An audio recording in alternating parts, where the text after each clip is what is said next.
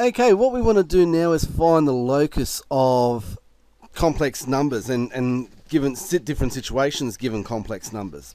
And the first one's pretty easy. What we want to do is find where a complex number is purely real or purely imaginary. So really what we've got to consider, again, every time we're looking at the idea that a complex number z is something in the form of x plus iy. So what we want to do is find all the complex numbers where the real part of z is equal to 2. Well, what does that look like? The real part of z would be x. So looking at a situation where x is equal to 2. What do complex numbers look like that have x is equal to 2? The real part equal to 2? They look like that. They all sit in a line like that. So same thing with the imaginary numbers. Any complex number with an imaginary part of 5 means that they're all going to sit on a line y is equal to 5, because the y part here from this part is the imaginary part, so that's what our line would look like. So that's what we're looking at with our locus. Again, locus are just rules we've got to follow. And the rules in this case say real part's got to be equal to 2, or the imaginary part's got to be equal to 5. So if we look at the other more situations, this time we've got want to consider where the complex numbers where the real parts are greater than or equal to 2. What would those complex numbers look like? Well, they'd either be on the line x is equal to 2 or be to the right of it. So any of those numbers there.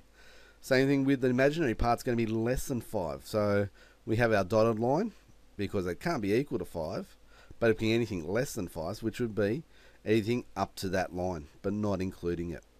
So that's what we're looking at, the real or imaginary parts. What about if we're looking at the modulus of a complex number? Well, what does a modulus mean? Modulus is the distance. So if the distance of a complex number is 4 away from the origin, and it's in this situation, then it must be a circle. Because we know any point that's on a circle radius 4 with the center at the origin must be equal to, must be on that locus. So we can solve that algebraically by taking the square root of x squared plus y squared, which is the modulus. If that's equal to 4, take the square root, square both sides, x squared plus y squared equals 16. That describes a circle. Radius 0, 0, and center 0, 0, and radius 4. So what we're doing, again, is looking at all these idea when you've got a modulus of a complex number equal to a number, we're going to get a circle. Doesn't have to be at the origin. Z minus 2. Well, if we put our modulus of z minus 2 there, we've got z minus a real number, so that's where we get the x minus 2 all squared. And we get square root both sides. We get x minus 2 all squared plus y squared is equal to 9. So that's what our modulus will look like. We're saying the center would be 2, 0, and it's a radius of 3. So that's what our circle would look like. We're looking at the next one. Z plus 2 is equal to 3. We know it's going to be a circle, and the center's at minus 2, 0, and radius of 3. Because there's always going to be 3 units away from that point. Z minus 1 will be 1, 0 for the center, and a radius of 2. So you can see how it's 2 units away in that situation. And we've got the modulus of 2 as z plus 2i, which means it's going to be down, the center's going to be at minus 2i. Radius of 3. So 3 units is going to be there. So that's what we're looking at here. Our center doesn't have to be at the origin or along the axis. It can be anywhere else. 2 minus 3i. So my center would be minus 2 plus 3i. Radius of 2.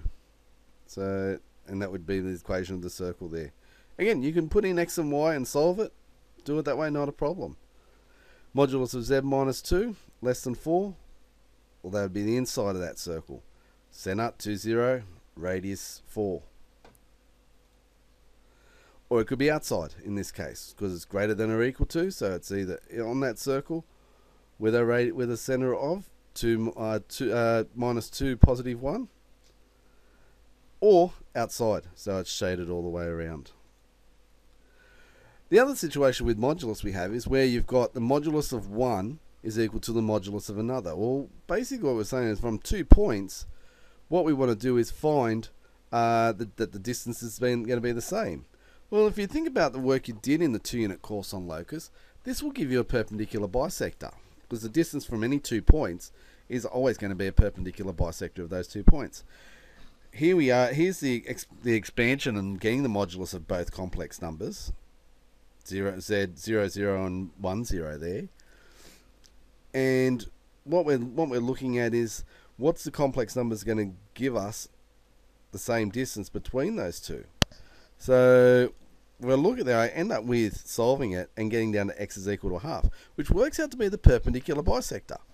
That makes sense because we did that in the 2-unit course. That the distance from any 2 points, any point that's equidistant from 2 points, will form a perpendicular bisector of those 2 points. There's how we do it algebraically.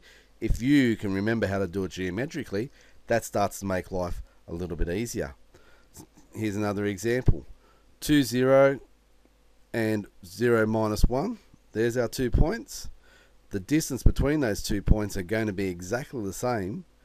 So any complex number that's the same distance away from each of those points will be on a line that would be perpendicular bisector of those two. So you can find the gradient of those, find the midpoint, and you can find the equation of the line, or you can put x and y in there, and it'll solve those, and you'll be able to get the perpendicular bisector there. So there's a few situations involving modulus and just whether they're real or imaginary numbers.